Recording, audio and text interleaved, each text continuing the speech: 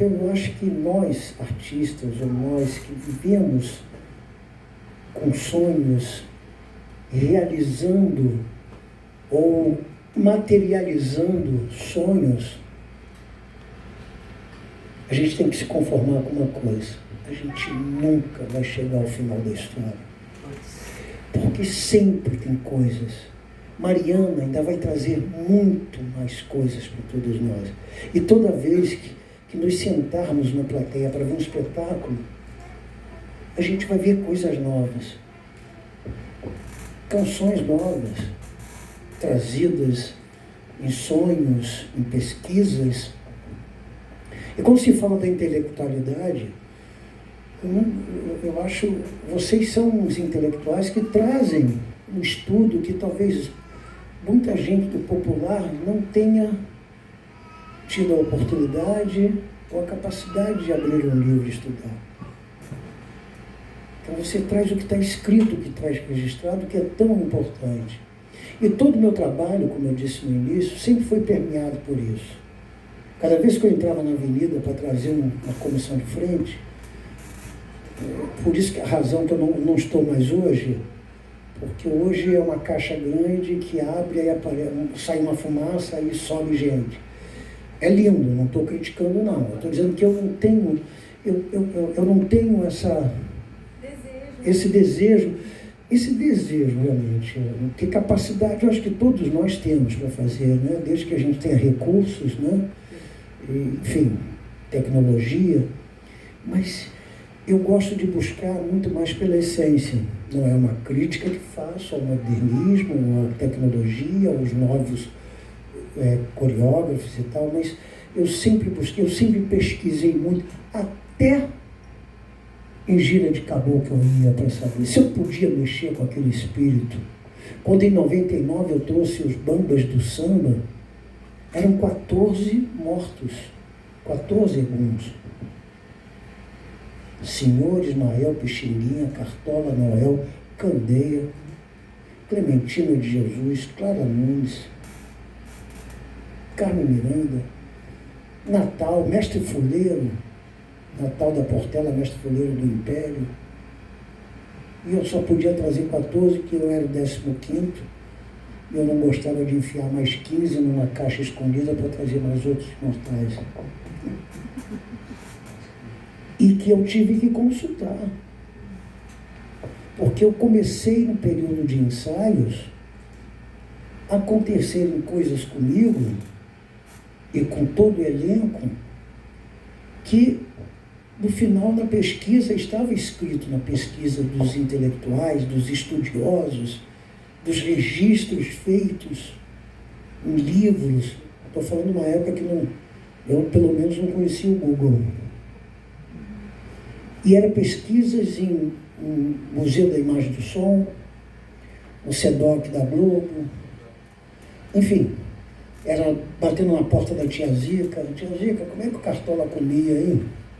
Ela me contava até como ele... Tia Zica era uma figura incrível. Mas pesquisando e aprendendo e sabendo que tinha mais coisas para acontecer, eu digo, não, peraí, eu preciso pedir permissão.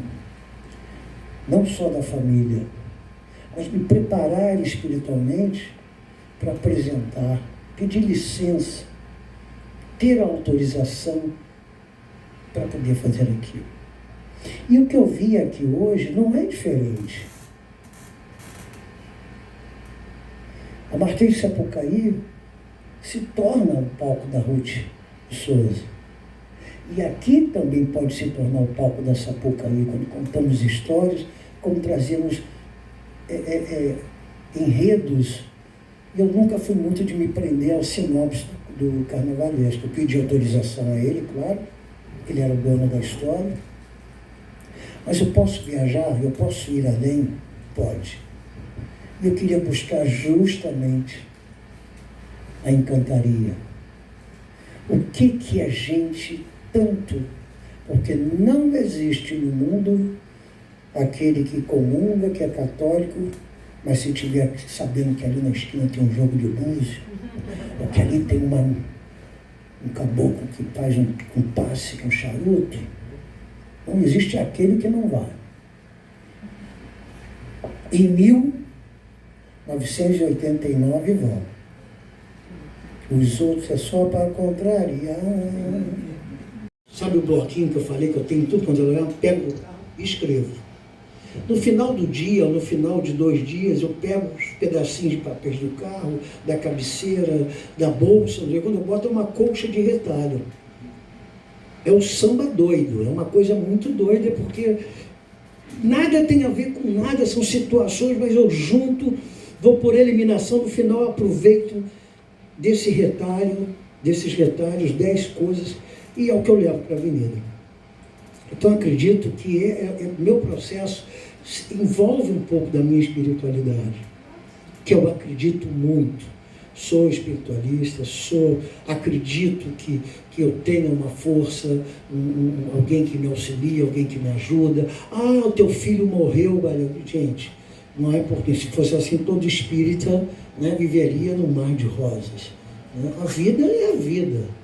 Meu espírito, essa força me conduz a eu sobreviver às coisas que a vida me apresenta. Ninguém está imune, impune, não. Está aí o nosso Papa, que eu amo o Papa também. Está aí o meu lado católico. Amo Francisco. Tenho até uma passagem com ele muito espiritualizada. Muito. Ao vivo, a cores, ele assim. Ó. Eu ajoelhado aqui, ele um pouco mais alto. Ele estendeu a mão, eu beijei e segurei e disse, Papa, reza pelo meu... Mas eu orando, Papa, reza pelo meu filho que fez passagem há pouco tempo. Aí saí, quando eu saí, ele segurou minha mão, trocou, Padre Nosso, que rezou o Pai Nosso em latim. No meio de 2 milhões de pessoas em Copacabana, e o protocolo assim, sai, o Papa está me segurando. Que ele quebra todos os protocolos. Isso é espiritualidade. Imagine quantas pessoas falam para o Papa. Eu não falei o nome de Papa, reza para mim. Não. Eu disse, pô, Papa, reza para mim, que meu filho partiu. Meu filho tinha 2 anos que tinha morrido. Foi em 2010. Não, 1 ano. Meu filho morreu em 2011 e a Jornada Mundial da Juventude aconteceu em 2012. Então, eu acho que quando o ligeiro traz, estuda e prepara e dirige, ele tem uma encantaria que o orienta. Por mais competente, estudioso, capaz, nós sabemos que ele é. Mas ele mesmo contou aqui que uma imagem se aproximou dele. Você quando toca, eles quando dançam, né? E eu quando coreografo. Eu jamais deixei de fazer um trabalho sequer que eu não ouvisse essas vozes. Eu não ouço vozes, geralmente minha mulher, alguém, eu digo, o Exuzinho me falou aqui atrás da orelha. Eu não escuto nada, mas eu tenho o hábito de dizer, o Exuzinho está me falando um negócio aqui. Porque algo me conduz àquilo. Quando eu vou ver, eu já estou fazendo. Quando eu vou ver, aquela coisa que eu disse, não vou conseguir, meu Deus do céu, o que eu estou fazendo aqui? Já veio aqui, e uma semana depois, está na minha cabeça. É claro, eu tenho as assistentes que me entendem, porque eu vou dizer, fulano, vem para cá, ciclano, está entendendo, né?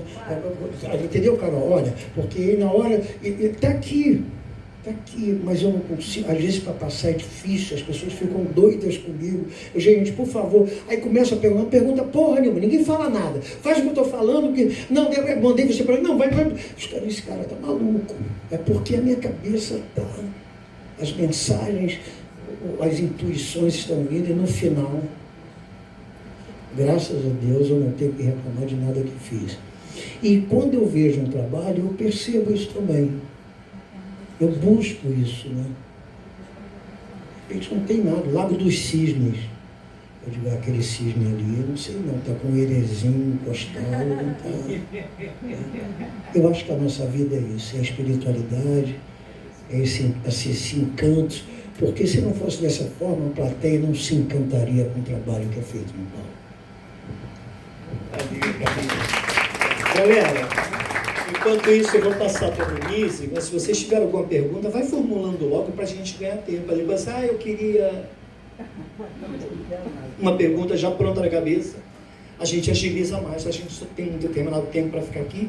O pessoal do teatro nos abandona às 8. Então, o seu descanso merecido. Vou passar para a Dê, querida. Seja bem-vinda, obrigado por tudo. Muito obrigada. É boa noite já, né, gente? É boa noite já, um tempo. Então, boa noite a todos. Eu estou de verdade muito, muito feliz de estar aqui.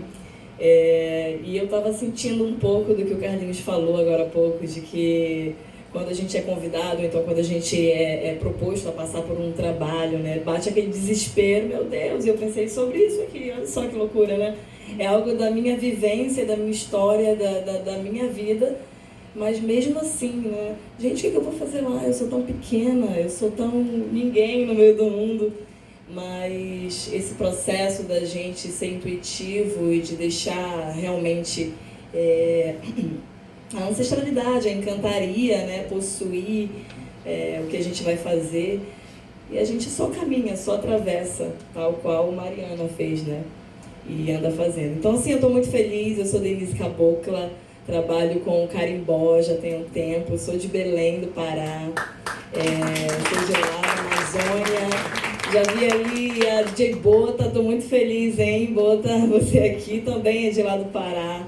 E assim, eu estou vivendo hoje uma experiência muito bacana, porque é um trabalho de 20 anos, de semeando. Eu sou de um tempo que o carimbó, as pessoas na minha própria região me criticavam, até tinham vergonha de exercer, de passar pela força que tem o carimbó. E hoje eu vejo o Sudeste festejando, né? Eu vejo o Brasil, eu sempre falo isso, eu vejo o brasileiro conhecendo o próprio Brasil. E a gente do Norte tem muita história, tem muita força para mostrar, né? Em tudo que a gente faz. E aqui o que a gente viu, esse ritual, porque a dança era um ritual, né? Foi uma história sendo contada, de verdade, um privilégio. Eu trabalho com dança popular e o teatro popular, tudo isso me encanta muito, quando você traz a história do seu povo, né? Através dos movimentos, através de uma narrativa tão bonita. E obrigada, Zeca, por esse convite, por estar aqui. De verdade, eu estou radiante de felicidade. Pude trabalhar o carnaval, né, com a Paola Oliveira, lá, a rainha. A Grande Rio falou também da encantaria da Cabocla Mariana, princesa turca da Amazônia. Um assunto que permeia no carimbó, que é a minha área. Então eu estou aqui realmente como um instrumento nas mãos de vocês. Sou uma pessoa muito simples na forma de me comunicar, tímida, em certo modo. Toda essa timidez ela é quebrada no palco, no momento da dança, né, do ritual. Com certeza, o empoderamento vem. E se tem uma saia, meu Deus do céu, eu rodo e ninguém me segura. Hoje, com muito orgulho, eu ganhei o título de cidadão paraense. Eu sou conterrâneo, sou seu conterrâneo. Um deputado lá me deu um título antes da pandemia, e veio a pandemia, eu só vou buscar o título agora, sou um cidadão paraense. E eu tenho um encanto muito grande pela tua região. Gente, o estado do Pará possui a maior gastronomia do mundo. A variedade de pratos, de comidas, a gastronomia é muito vasta, econômica, porque tudo lá se come e se bebe. O rio está ali para se pescar, a mata está ali para se caçar, né? E toda a cultura indígena, porque o que nós comemos hoje, a nossa culinária brasileira, quem não gosta de farinha aí? Do aipim frito, da mandioca frita. O açaí nem fala, porque eu como, nossa. Né? Mas pratos que hoje a gente se alimenta, que hoje a gente faz parte da culinária brasileira, que a gente entorta o nariz preconceituosamente para o povo indígena, mas é deles que vem nossa cultura alimentar, de muitas outras coisas vem desse povo, dessa região rica, maravilhosa. Tá? Você diga a esses que se envergonhavam antigamente que eles têm motivo de sobra para se orgulharem de tudo que vocês têm, de tudo que eles fazem naquela região lá. Parabéns, fico muito feliz de estar sentado aqui do seu lado.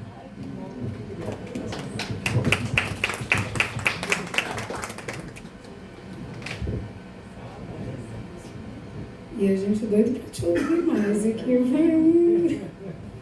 Então, gente, primeiro agradecer a presença de vocês, porque aqui a gente estava uma atriz, está na mesa, mas aí tem a produtora também, vai todo mundo junto misturar, então paciência. Porque assim, tô doida, vou pedir licença aqui para a produtora falar para vocês que tudo que vocês fotografaram, filmaram, marque a gente, @espetáculo Dona Mariana, porque o nosso maior divulgador é o boca a boca de vocês. Então, eu brinco assim, se gostou, divulga para os amigos, e se não gostou, divulga para os inimigos, mas chama todo mundo para vir, porque a gente ainda tem mais um final de semana, sábado e domingo que vem, né? Espetáculo às 5, sábado tem só o espetáculo e domingo a gente tem a nossa última mesa, que a DJ Bota, por exemplo, vai estar, mas se quiser saber mais, vai lá no @, porque eu não vou dar spoiler aqui, tá? Então, meu nome é Aressa Rios, eu sou, além de atriz do espetáculo, fui estudante da Unirio, na graduação, mestrado, doutorado, fui orientada pelo Zeca Ligeiro, e lá dentro da Unirio a gente tem o NEPA, que é o Núcleo do Estudo das Performances Afro-Ameríndias, como o Chiquinho já falou, e é impressionante como é que tem gente que entra na Unirio, passa 4 anos lá e não sabe desse núcleo de pesquisa fundamental, que tem um dos acervos mais ricos, talvez o mais rico de todas as universidades nos estudos das performances afro-ameríndias. Eu ouso dizer isso, porque temos lugares com materiais incríveis, mas ali tem um acervo de material, de livro, de periódico, de audiovisual, de teses, dissertações, artigos, do mundo inteiro, porque eu brinco que o Zeca é o Forrest Gump do afro-ameríndio, assim, ele já foi para tudo quanto é canto do mundo, e onde ele vai, ele traz materiais, e o NEPA reúne tudo isso. Então, assim, foi um privilégio poder me tornar parceira pesquisadora do NEPA,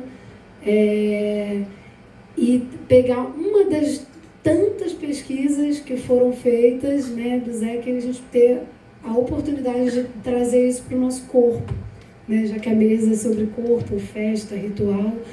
A nossa tentativa aqui, porque é sempre um processo, é sempre inacabado, a gente está falando do invisível, do indizível, então claramente a gente sabe que vai estar sempre faltando alguma coisa, a gente está sempre construindo e se completando em relação a vocês. Toda vez que muda o público também muda o que a gente está fazendo aqui em cena, a gente está sempre jogando. Então, para a gente é um desafio, né? Que teatro é esse que se propõe trazer o ritual, mas sem imitar o ritual, mas viver o ritual? Somos todas Mariana, mas unidas por essa referência dessa entidade, dessa mulher, mas ao mesmo tempo cada uma é única, né? E traz uma jornada, traz uma experiência. A Gi é da dança e tantas outras coisas. A Bárbara vem com a matéria-prima de Mulher do Norte.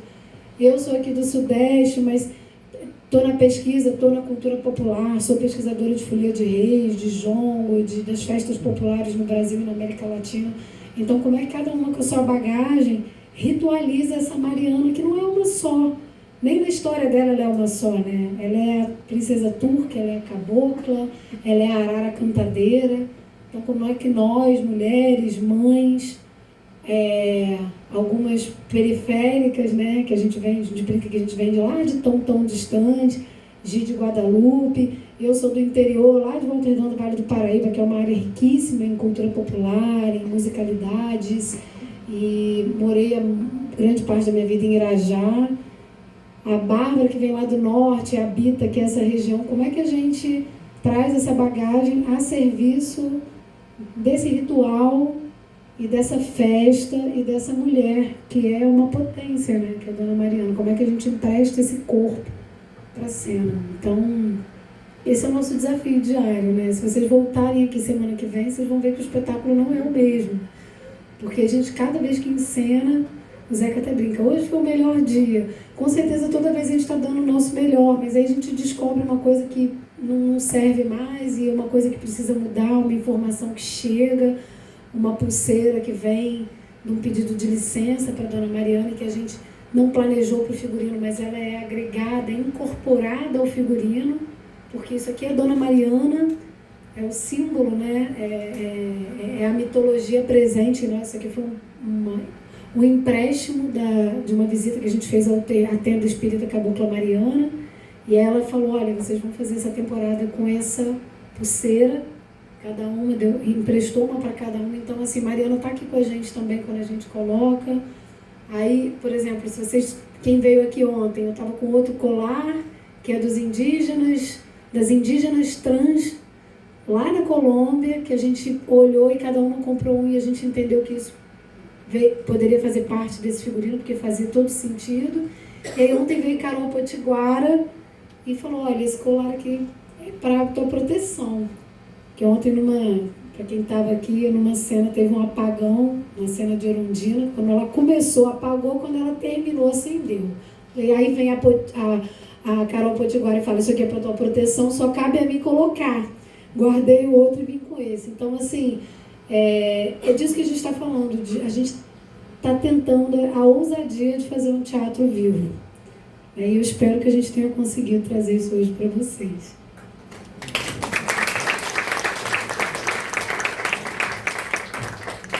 Eu sinto dentro desses processos, Aressa, que a gente tenta, num processo contínuo, conceituar, a gente tenta desenvolver métodos para uma coisa que, no fundo, a gente sabe como fazer. Quando você fala dos seus procedimentos, que eles são caóticos, que eles chegam no formato de sons e muitas coisas, e às vezes o mecanismo corporal não dá conta, às vezes a fala não dá, a gente não consegue falar na velocidade que pensa, né? Porque essas imagens estão grandes. Eu e a Aressa somos muito parceiras de criação, e eu digo para ela assim, ela falou, da onde eu coloco uma cena para ela fala, e da onde você tirou isso? Eu falo, eu não sei, não sou eu que tirei isso, é isso que está me pedindo. Esse ser, essa coisa, essa entidade, essa força está me pedindo, e às vezes eu nem tenho recurso ainda conceitual, porque eu ainda estou na caminhada, finalizado o mestrado e pensando agora em doutorado, ainda nem tenho recurso conceitual para dar conta daquilo que me é pedido. Então eu acho que, acima de tudo, assim, enquanto artistas, enquanto professores, enquanto obstetras, é a gente disponibilizar o nosso canal para a realização de coisas que a gente sabe como fazer e deixar a coisa um pouco acontecer. E como a Aressa falou, eu sou de Guadalupe, para quem não conhece, é um bairro do subúrbio daqui do Rio de Janeiro, cercado de muita cultura do samba, ali coladinho com Madureira, perto de Nilópolis, e espichou um pouquinho, estamos ali em Padre Miguel, e foi esse manancial do qual eu cresci e me desenvolvi. E, curiosamente, que eu acho que isso é um bom ponto para a gente colocar aqui, curiosamente, na construção da artista, em algum momento foi falado assim para mim, é muito legal tudo isso aí que você faz, legal, você gosta de carnaval, vai lá, né, dança, né, no carnaval, muito bonito tudo, trabalha com dança popular, mas você vai ter que estudar e aprender a fazer arte. Essa frase desceu muito entalada na minha garganta. Eu ainda, entre criança e adolescência, isso desceu entalado, eu não tinha recurso para compreender. O que eu vou aprender a fazer? Está todo mundo aqui já fazendo isso o tempo todo. Mas mesmo assim, abri mão de caminhar e fazer a jornada que eu precisava fazer. Como a gente diz no teatro, basta perder uma sola de sapato nessa vida para você nunca mais sair dela. Depois que eu perdi uma, agora eu já nem uso mais, olha. E tive pés elogiados por Carlinhos de Jesus. E fui nessa caminhada. E nessa caminhada foi preciso dar uma volta muito grande para entender que o nosso ouro, o nosso tesouro, sempre esteve conosco. Então, assim, pode ser o maior desafio, assim como o desafio que você narrou, sabe, Carlinhos? De eu preciso dar conta dessa tarefa, dessa responsabilidade. Essas imagens chegam, elas pedem passagem e no final das contas, quem vem me dar a mão para dar conta de resolver o desafio é a menina Gisele, lá de Guadalupe. Quando eu chego lá, por exemplo, aqui a gente trabalha com as ervas, foi de lá que eu tive as benzedeiras. A criança está estranha, não está conseguindo dormir direito, chorando muito, com sono. Onde que é? É ali na rua, na Manuel... Como chama, mãe? Manuel Barata, né? Tem que ir lá na Manuel Barata, porque é lá que tem a rezadeira. É lá que tem a benzedeira. O que a gente faz para poder dar conta de quando uma pessoa está na agitação? Junta a família. E a gente vai descobrir depois que isso são rituais africanos, de você reunir o seu grupo étnico e colocar aquela pessoa ali no centro e cantar a música dela, a música da vida dela, para que ela se recobre quem ela é. Coisas que a gente fazia lá no quintal de Guadalupe também. Juntava aquela mulherada toda, juntava aquela criançada toda, junto o que tem para comer. E é uma matemática da abundância. Como que 2 e 2 não dão 4? 2 e 2 dá 1.000, 2.000, 5.000. Sempre rende, sempre... A gente tem essa abundância conosco, tanto material, intelectual e espiritual.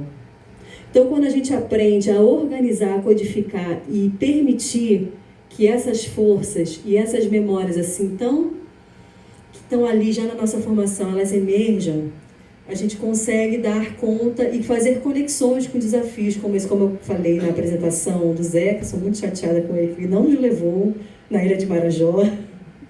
Mesmo não estando lá, como que eu faço essas conexões com esse sagrado que nos habita? E quando a gente para ver, para mim esse ponto é um ponto muito importante, pensar Rio de Janeiro e pensar a periferia do Rio de Janeiro, né, esse meu contexto que vai se reproduzir, vai se recriar em outros lugares, em outras cidades, em outros estados, com outros elementos, mas como o nosso povo sabe fazer isso.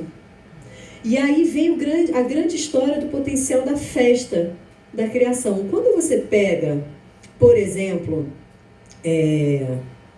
uma pessoa com a sua lida, seja ela qual for, que esteja envolvida no contexto do carnaval. Ela vai lá, decide, ela faz a carteirinha dela da escola, de coração dela, a agremiação. Quando ela vê o pavilhão, ela chora com aquele pavilhão. Ela chega e ali, dentro com os líderes das alas, se decide qual é o grupo que aquela pessoa vai desfilar. Experimenta perguntar para aquela pessoa, qualquer escola que for, por exemplo, Carlinhos está aqui, vamos falar de Mangueira, da Mangueira, o que você é? A pessoa, ela chega e ela vai discursar para você, e o corpo dela todo se transforma quando ela começa a discursar sobre isso, sobre qual é a responsabilidade, o cargo dela dentro daquela construção dramatúrgica do desfile de carnaval. E aquela força da qual ela se disponibiliza para a encenação é aquela mesma força que ela se retroalimenta na vida dela.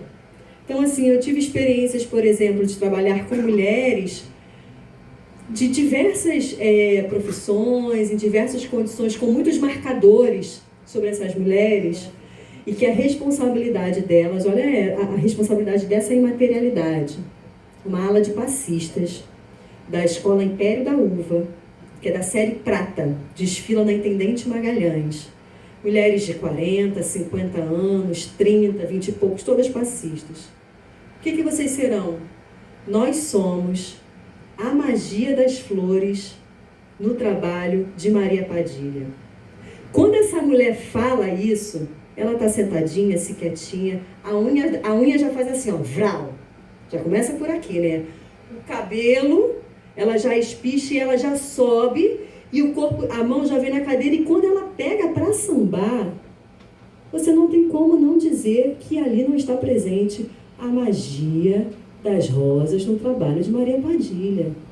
Então são coisas que a gente sabe como fazer, e às vezes a gente vai transcrever aqui para esse ambiente controlado do Ruth de Souza, mas quando a gente sair daqui e descer e for pegar o nosso ônibus para ir para casa e for circular, a gente vai encontrar com esses tantos fazedores de arte de cultura que perpetuam seus saberes, perpetuam suas ancestralidades pela festa e pelo corpo. Então isso me encanta. Eu acho que quanto mais a gente dá conta de adentrar nisso, conectar com isso, mais forte e potente a gente é. Porque é fato, existe um projeto também em oposição tão forte quanto de aniquilação da vida. A gente sabe aqui direitinho quais são as vidas escolhidas para serem perpetuadas e quais são as vidas escolhidas para estarem no topo. Esse marcador também está muito nítido.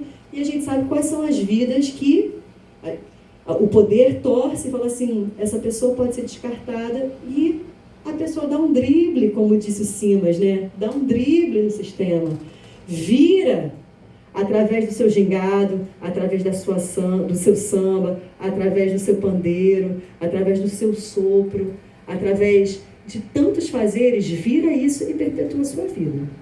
Agora, eu queria já aproveitar esse ensejo e fazer uma pergunta que é para os dois, tá? Que é o seguinte, aqui, como a gente está falando muito de carnaval, desse festejo aqui, porque estamos na cidade do Rio de Janeiro, a capacidade que o samba e o carnaval têm também é meio antropofágico, né?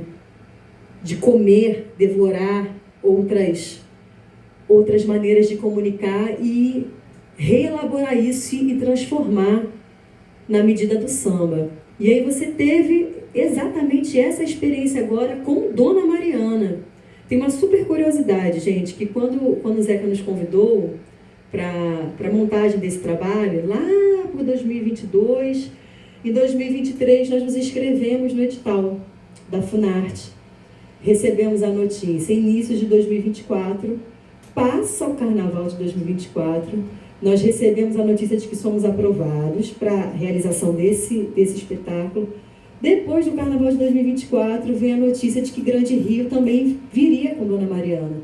E eu não consigo pensar em outra coisa que não é nem o Zeca, nem a gente, nem a Grande Rio. É a Dona Mariana que decide que vai trabalhar. E a gente que é sensível recebe o recado e fala, estamos aqui para isso.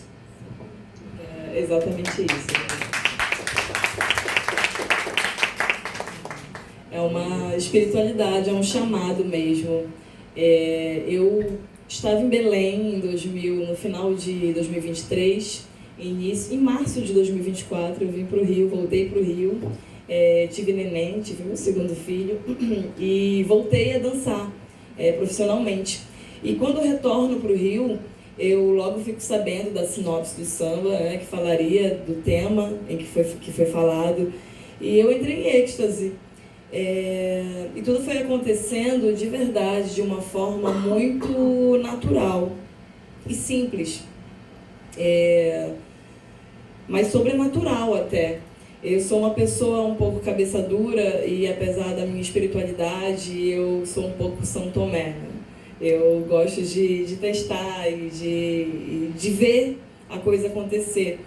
Mas eu fui surpreendida pelos fatos, fato após fato, sabe? Até chegar no trabalho concluído, até que a rainha da escola entrasse em contato e se interessasse pela história de fato, né?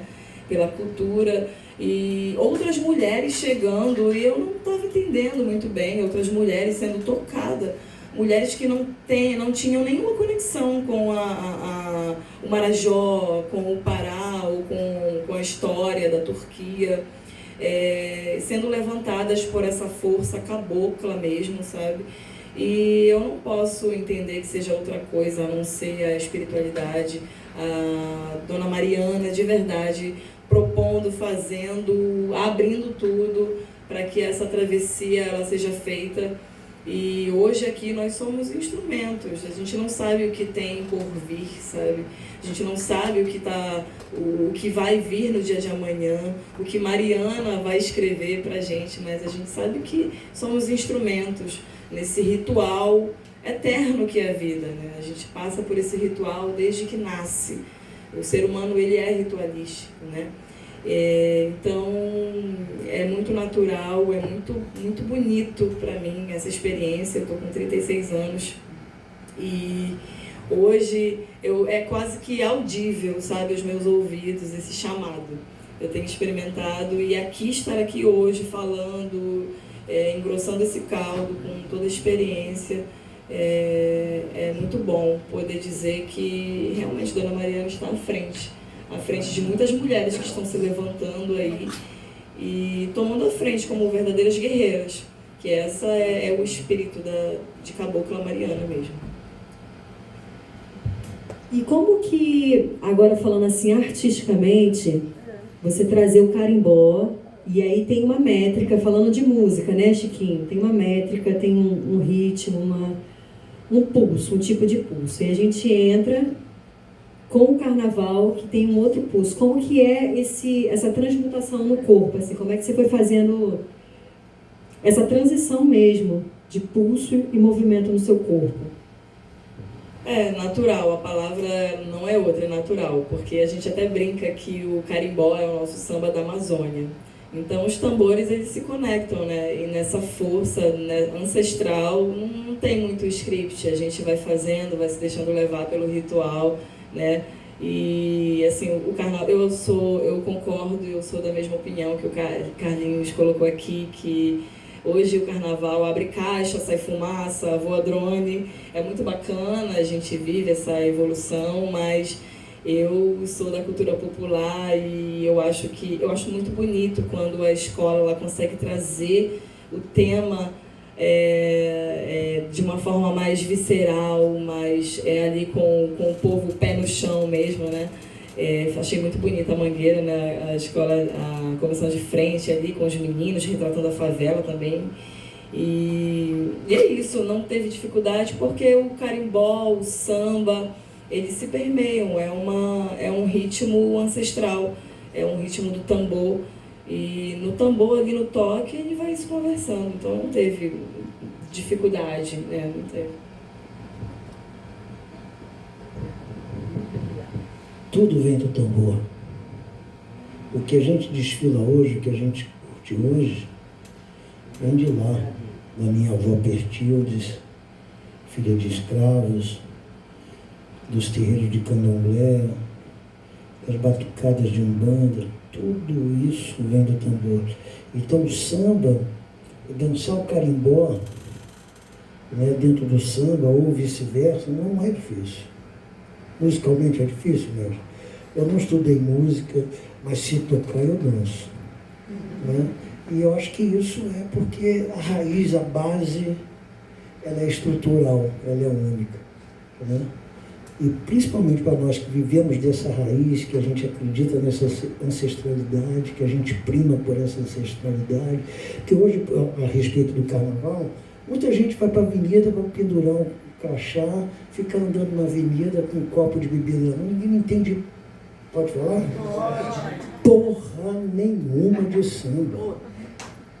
Mas porra, o que aquela perua está fazendo ali? Quer tirar onda, né, no espaço. Quando Ismael Silva, há muitos anos atrás, há muitos anos, tá? Foram dos anos 60, 70, ele foi barrado na avenida.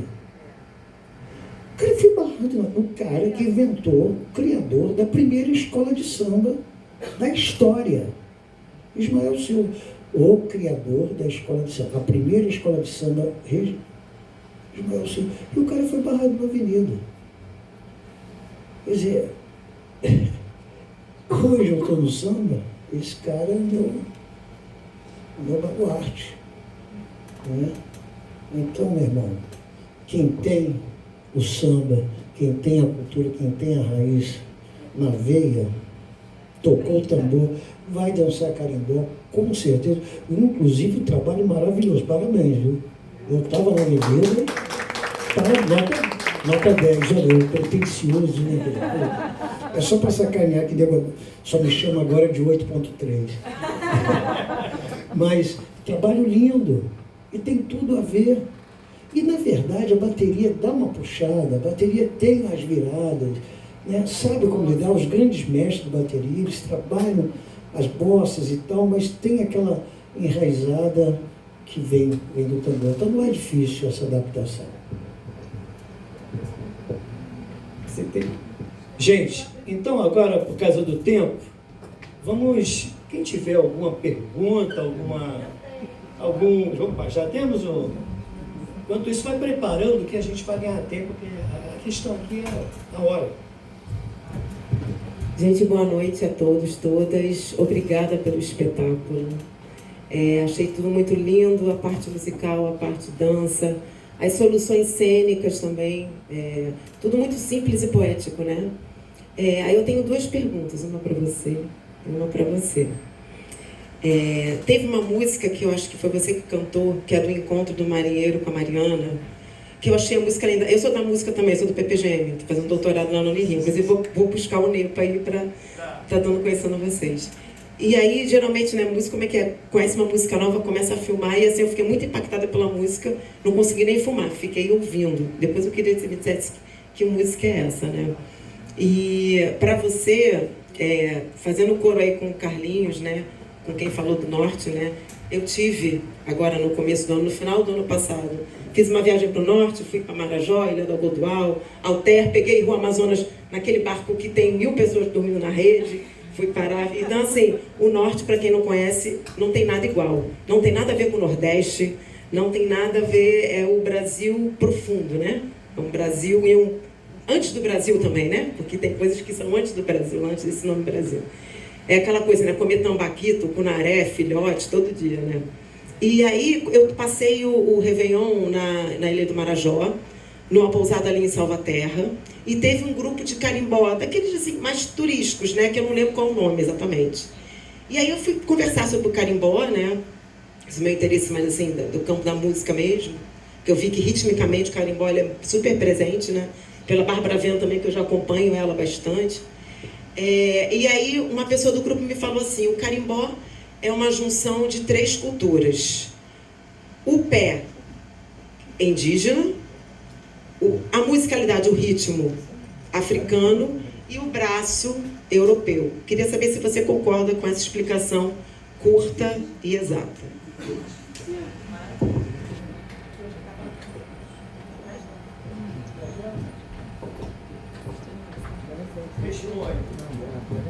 Qual é o seu nome? Desculpa. Beatriz, obrigada pela pergunta. E assim, falar de carimbó para mim, eu já falo com um sorriso no rosto, porque de verdade carimbó é minha vida, é minha essência. É exatamente isso que você falou, que eu posso acrescentar é que a junção das 3 etnias, né? O índio vem com o movimento ritualística, o pé batendo no chão, e o negro, além de trazer a musicalidade também traz todo o swing, todo o tempero, o rebolado, né? E o rodopio também, com muita influência europeia. É nessa simplicidade que se dá a base do carimbó. Né? As pessoas às vezes esperam, mas me ensina, como é que é difícil. Gente, é simples, é exatamente a dança para ser simples, para que todos possam exercer, participar, sabe? Porque é um ritmo, é uma dança muito contagiante, né? Pela força que tem essa junção, né? do povo brasileiro. Então é exatamente o que você falou, Beatriz. Pura e simplesmente assim. Você quer saber daquela música? Tá. Essa música, a letra é do José Vitiello. Ele, quando escreveu o texto, a gente chegou e começou a discutir como seria, mas a gente teve muita ajuda de um professor chamado Arash Persha.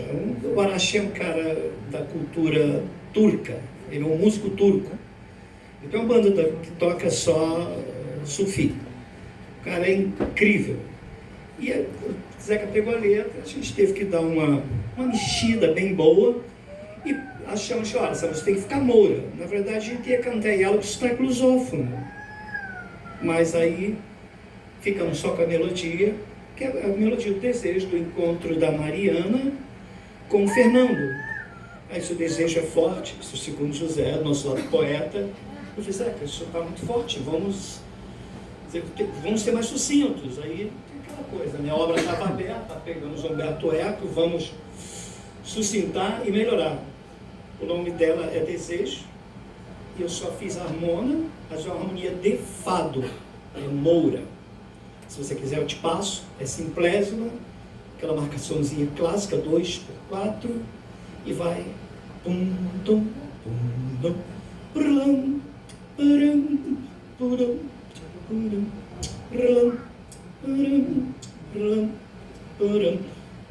Isso era para ser tocado com a guitarra portuguesa. Entendi. Meu Deusinho, cara, tudo. Era para ser um fado. Eu não sou fadista, pá. Ó, olha aí. Ele vai falar, autor aí.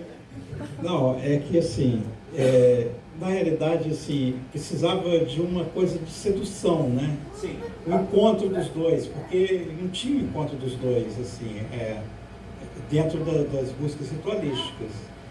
E aí eu queria fazer uma dança que parecia também uma dança marajoara, que era o lundu africano. Então, a gente eu tentei na letra colocar algo que pudesse dar essa ideia de se enlaçar, né? Uma sedução, né? Do marinheiro e da princesa. Então, basicamente, foi muito trabalhoso. A gente lutou muito, entendeu? Eu fiz uma letra, o Chico, não dá e tal, e ia para lá, ia para cá, entendeu? Mas no final a gente conseguiu chegar numa síntese, ele demorou para decorar a música, a gente botava isso escrito assim no chão, e aí finalmente ele conseguiu decorar e está cantando lindamente, a meu ver. Só acrescentar sobre o mundo marajoara que você falou. Acrescenta aqui dele.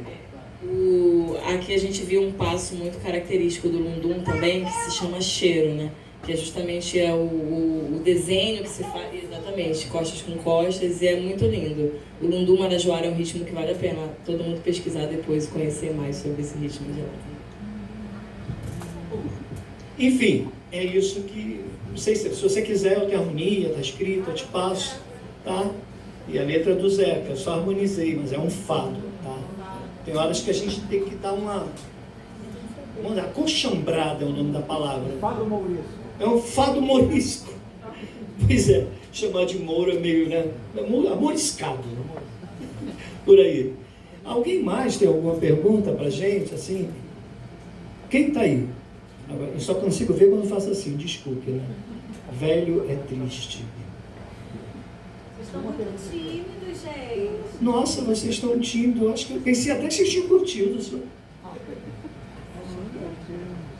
Uma curiosidade que eu vi. Ah, esse aqui eu conheço. Esse aqui é um ex-nosso, ex-aluno. Esse é o Maruso. Isso é uma curiosidade. Peraí, irmão. Maruso, peraí. Não, é sobre. Fala.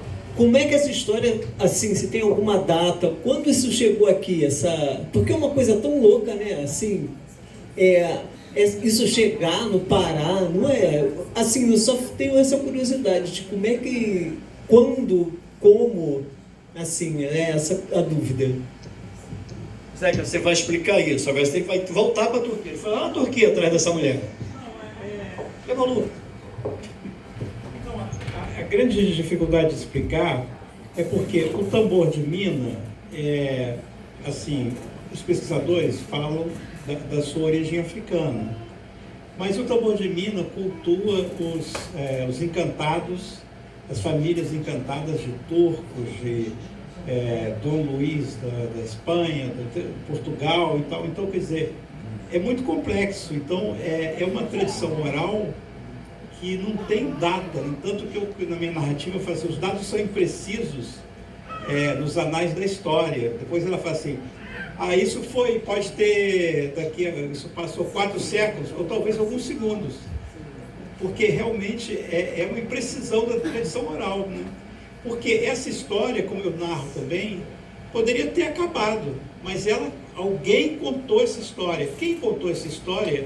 Isso aí realmente já é uma tradição negra da contação dessa história, embora a história não seja negra. Isso é muito interessante. A maneira de contar, possivelmente, foi uma tradição oral moura ou africana, né, que chega no Brasil. Então, isso, eu acho que a beleza é um pouco isso, é o enigma, né, que a gente fica tentando. Mas eu procurei historiadores, tem pouca bibliografia sobre tambor de mina. E sobre Dona Mariana, princesa turca, pouquíssimo. Pode ser que agora, depois da escola de samba, tenho mais pessoas interessadas em desenvolver essa pesquisa. Eu fiquei fascinado até hoje, eu fui até a Turquia, entendeu? Fiquei enlouquecido, primeiro porque eu comecei a achar que eu era turco mesmo. Né? Não, porque Dona Mariana foi categórica, né? Você é meu filho. E teve o lance também que a gente, quando estava pronto para estrear, as meninas me cobrando, a gente não pegou bênção da Dona Mariana, como é que você vai estrear sem bênção? E a gente, Zeca, tem que arrumar aí, não tem um terreiro aqui no Rio de Janeiro? Que eu conheço, não. Como é que apareceu depois na internet, apareceu um e-mail de uma cambona lá e tal, dizendo que o pai de santo queria conversar com a gente. E o pai de santo do Centro Espírita, Tenda Espírita Cabocla Dona Mariana, em Seropédica. E aí a gente foi para a Seropédica, fomos aqui, quem pôde ir no dia, fomos. Conversamos com o pai Antônio, longa conversa e tal, e quando era 10h30, a gente louco para ele receber a Dona Mariana, e ele, vocês querem receber a Dona Mariana? Queremos. Ele foi lá no altar, se vestiu, paramentou, chamou a Dona Mariana, sentou na mesa em torno da gente, virou para mim e falou, demorou para aparecer, hein, meu filho? 12 anos depois, 15 anos depois, a mesma Dona Mariana que tinha me aparecido, apareceu novamente e falou, você demorou aí, meu filho? E começou a conversar comigo e, enfim, e foi incrível isso, né? Então, como explicar, né? Então tem dados, por exemplo, que a maioria dos pesquisadores dizem que a Dona Mariana, os turcos aparecem na Praia dos Lençóis. Então talvez historicamente, está errado aqui a minha dramaturgia, mas como a tradição chegou para mim na ilha de Marajó, eu fui fiel a essa história. Mas a própria Dona Mariana, nessa conversa que eu tive com ela, nesse dia, eu perguntei para ela, Dona Mariana, e o Fernando? Não quero ficar triste agora, me lembrar desses fatos. Por favor. Aí ela falou, olha, vamos combinar, você vem aqui para você escrever o livro de Dona Mariana, que tem muita coisa para eu te contar que você não sabe. E aí eu falei sobre a questão desse namoro com o Fernando e tal. Olha, tem outras coisas que você não sabe, que antes do Fernando eu já tinha saído de casa e a minha família tinha ficado muito zangada comigo. Eu passei uma semana fora de casa, então tem uma rebeldia dela, talvez, mais forte ainda do que eu detectei pelos relatos que eu tinha até então. Então é isso, a gente vai, como alguém falou, a gente vai descobrindo e vai descobrindo e vai descobrindo, né? Interessante a gente pensar que esse campo da sensibilidade e dessa transmissão que chega, do qual a gente falou, do universo artístico, também permeia esse universo do conhecimento. Porque a gente aprendeu a validar muito aquilo que vem pela certeza do escrito, de um documento, né? Tem um documento escrito, se está documentado, então é. Mas quantas coisas mentirosas também foram documentadas? Quantas pessoas foram obrigadas a abandonar seus nomes, se tornaram propriedades de outras e tiveram seus nomes trocados, e suas descendências negadas e coisa e tal. E a gente vai ter essa tendência, assim, no pensamento da documentação, enquanto que, graças às deusas e graças a todo esse campo, a gente se abre ao campo do conhecimento que vai vir por essa transmissão também. Como o Zeca falou, tem muita coisa por vir ainda, e que a gente tenha a humildade de ter a mesma validação daquilo que ela trouxer para a gente de agora, que não vai estar em documento nenhum vindo da Turquia, vai estar dela, vindo do terreiro mesmo. Opa, temos mais um? Vamos lá. Meu nome é Hans, já assisti ao espetáculo 3 vezes, já estou no terceiro debate, porque é um aulão sobre cultura, sobre riqueza do Brasil. Eu sou alemão, mas já vivo aqui muitos anos, muito maravilhoso. Assisti a mais um, e a minha pergunta é sobre o texto da peça, então para o Zeca e para a Denise, que saiu agora, né? O enredo da Grande Rio, a guiança, né, que levou ao enredo, a Jane e a Marcela escolheram muitos termos, muitas palavras específicas do Norte, que não só alemão, mas quem vive no Sudeste não conhece. Então precisa ter uma tradução para entender esses termos. A peça aqui, ela não usa termos desconhecidos. Isso foi uma escolha sua, de descível. Acho que tem pouquíssimos termos aí no Norte. Na verdade, a pergunta a Denise seria se isso faz... A palavra, né, a linguagem, ela traz um pertencimento. Então, será que ela chegou demais aqui para o Sudeste, essa peça? Como que isso para quem é do Norte? Que realmente eu não conheço, não sei como é que é isso. Ok. Zé, eu passo para você enquanto a Adri está ali. Olha, como o Carlinhos falou, o meu trabalho também é muito intuitivo. Eu vou trabalhando, anotando, pesquisando e tudo. Mas assim, eu fiquei primeiro fascinado com o acontecido, né? O que aconteceu quando eu... Aliás, tem um vídeo também, chamado Dona Mariana, Princesa Turca da Amazônia, que tem quase 300 mil pessoas já vistas, e é onde eu filmei essa parte. Então eu fiquei muito fascinado por isso, e eu falei assim, eu vou anotar algumas coisas. E quando eu sentei para anotar, veio uma linguagem poética.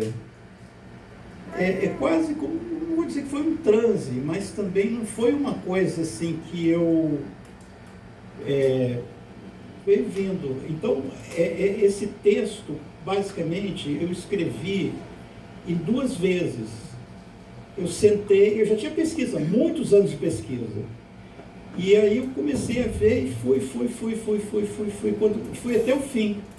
Um dia, aí eu li para uma pessoa e falei, está ficando bom isso. Na verdade, é uma poesia, é uma contação de história poética. Eu nem achava que isso ia ser teatro, porque não tem diálogo praticamente, né? O espetáculo não tem diálogo. E aí foi isso, foi uma linguagem, quer dizer, eu filtrei isso, né, com a minha imaginação, então não fiquei preocupado com a linguagem. Tem uma palavra ou outra que eu até que fiquei na dúvida, que é a palavra tapuia, né, que é da pesquisa original, né, que é uma indígena tapuia. Eu achava que indígena tapuia é uma coisa meio negativa e tal, mas eu vi que também não é. Tem pessoas que falam indígena tapuia, então eu deixei. Basicamente é isso, é uma licença poética. Mais alguém? É Denise. Opa. Eu tinha perguntado, mas é Denise. Sim. Minha pergunta também foi para a Denise se esse texto não faltam termos, falta vivência do Norte como que estão presentes no enredo da Grande Rio, na guiança. Sim. Que foi, então essa foi uma parte de pergunta para a Denise. Peraí, para todos ouvirem.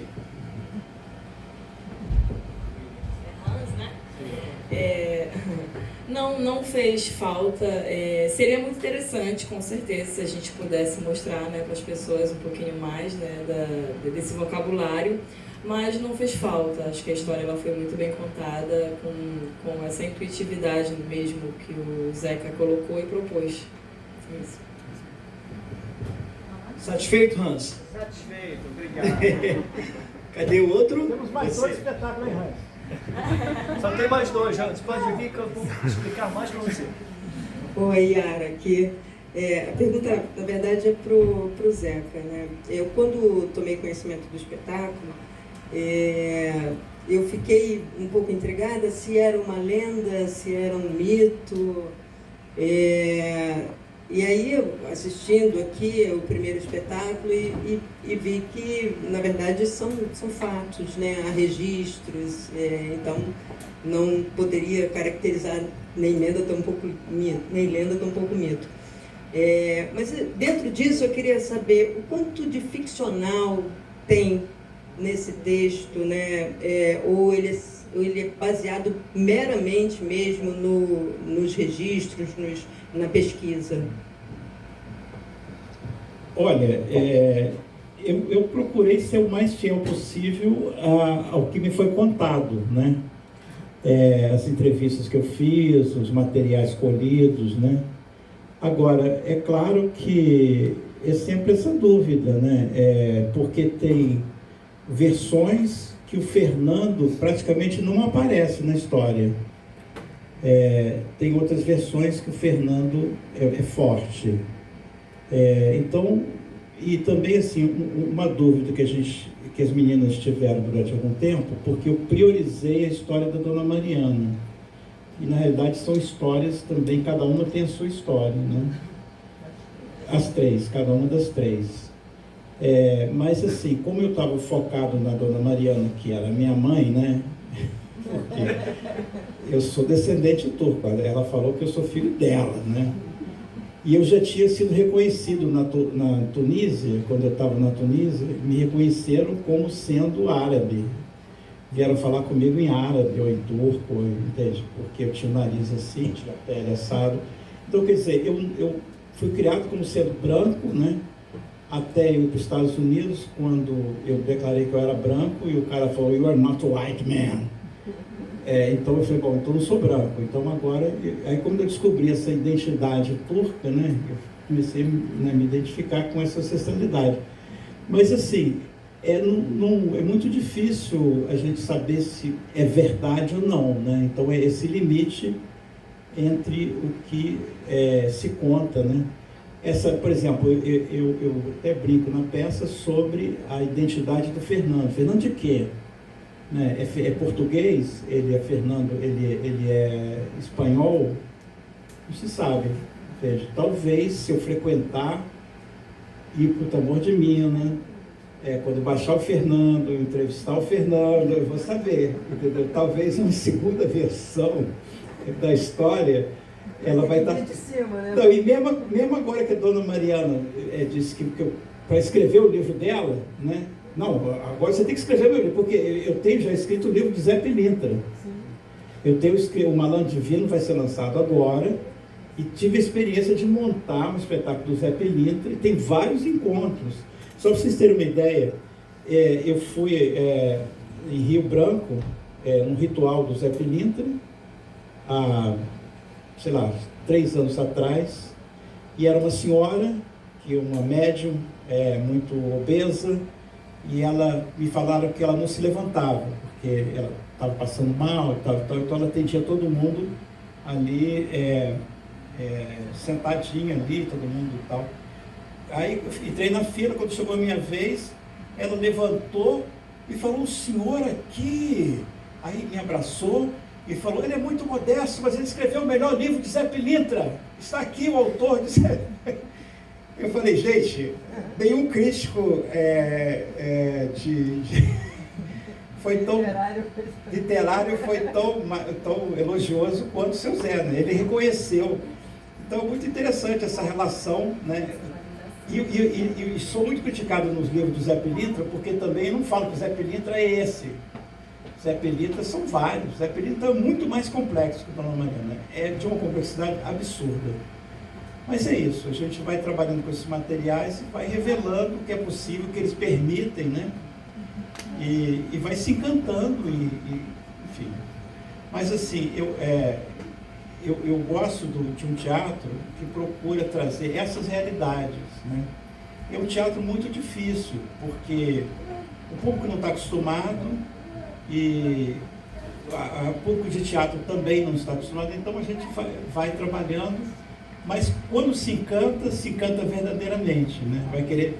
E aí sim, esse é o meu livro que eu estou lançando, aliás tem algum exemplar aí, chamado Teatro Sem Fim, que é um teatro que a gente vê e vai para casa e o teatro vai dentro da gente. Não termina.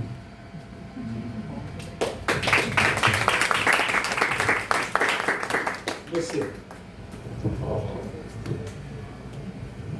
Boa noite, gente. Meu nome é Arthur. Queria parabenizar não somente o espetáculo, né, que eu sou fã, acho que é a 4ª vez que eu estou aqui assistindo, e também a mesa composta, né, dando essa oportunidade da gente aprofundar um pouco dessa sabedoria que vem da Amazônia e chega aqui na Guanabara.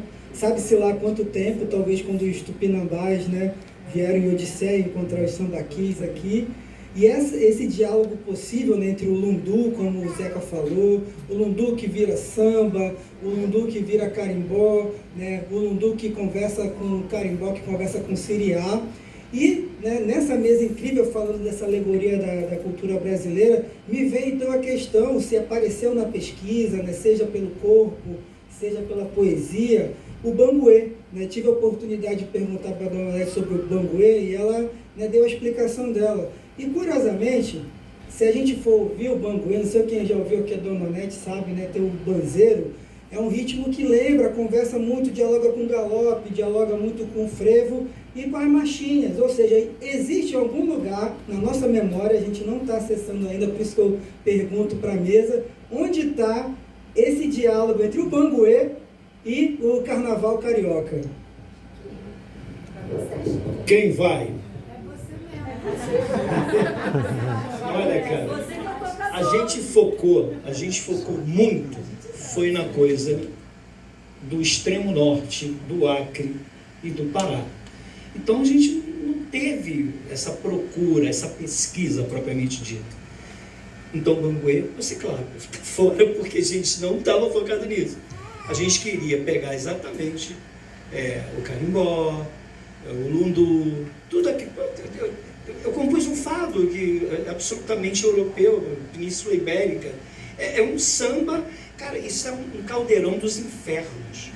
Mexer com música do Brasil e você ter que ter pontos para abraçar que estão depois da Península Ibérica e que cai dentro da Amazônia, eu não posso esquecer que é só pé direito, pé esquerdo, pé direito, pé esquerdo.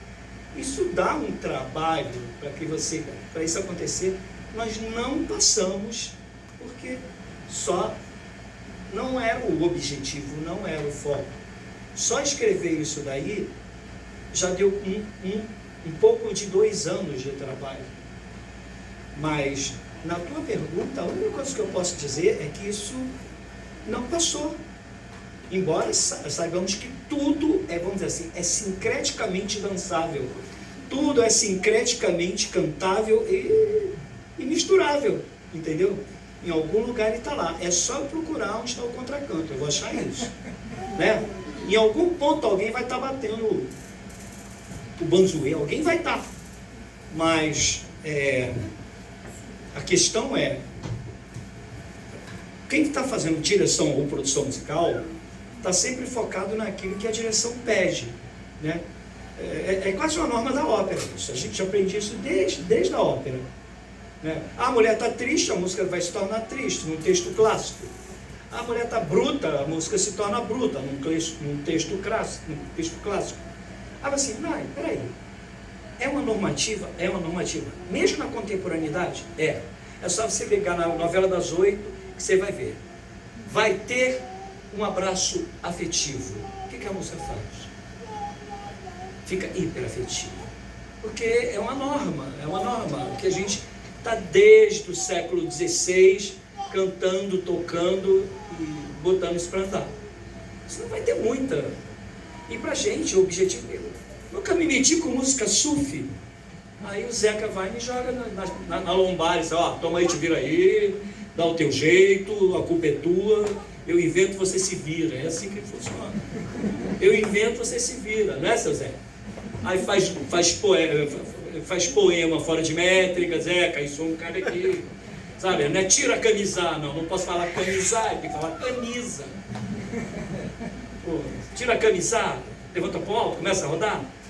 É camisar? Até você entender que métrica é uma porrinhação para quem está fazendo linha melódica. É muito orixá para bater na cabeça da gente. E é muito riechá mesmo. Pois ele tem que riechar. Batido de Xangô, o Simas veio aqui e deu uma aula genial para a gente sobre. O Simas tem na cabeça todas as batidas de todos os orixás. Assim como o Robert Ferris Thompson, que foi o grande orientador da gente lá no NEPA, o queridão do Zeca e queridão do NEPA, o cara top, ele tinha uma sagacidade e uma memória rítmica inexplicável. E uma pessoa que já estava com Alzheimer, Aí você, agora você tá. Não, esse aqui é do Nigéria. 90 e poucos anos. Como é que é a célula, Frank? O Thompson? Isso daqui não, isso não é mais Nigéria, você já está no Congo, calma. Cara, o cara é incrível. Partiu. Foi para a África, provavelmente, que ele não volta para Nova York. Não. Foi para a África, com certeza.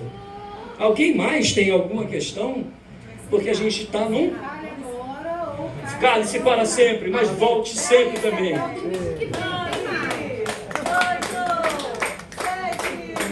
5, 4, 3, 2, 1. Acabou! Vamos fazer uma foto coletiva para que a gente diga... Viva!